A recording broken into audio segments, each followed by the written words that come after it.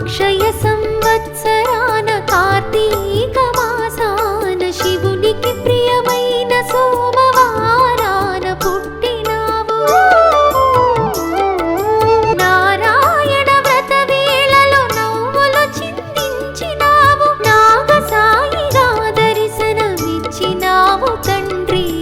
పరమశివుడివా నీవు పరమాత్ముడివా, పరమశివుడివా నీవు పరమాత్ముడివా. నారాయణ సత్యనారాయణ, నారాయణ సత్యనారాయణ.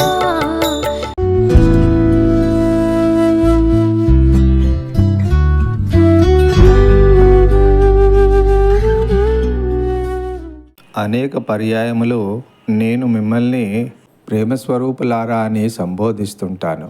ఎందుకంటే ప్రేమయే మీ సత్యస్వరూపము. అది నిర్గుణం, నిరంజనం, సనాతనం, నికేతనం, నిత్యశుద్ధ బుద్ధముక్త నిర్మల స్వరూపిణి. మీరు మీ తల్లిని ప్రేమిస్తున్నారు. ఎప్పటి నుండి? ఆమెకు మీరు పుట్టి పెరిగి పెద్దవారైన తర్వాత, ఆమె మీ తల్లి అనే అభిమానం ఏర్పడిన తర్వాత ఆమెను ప్రేమిస్తున్నారు.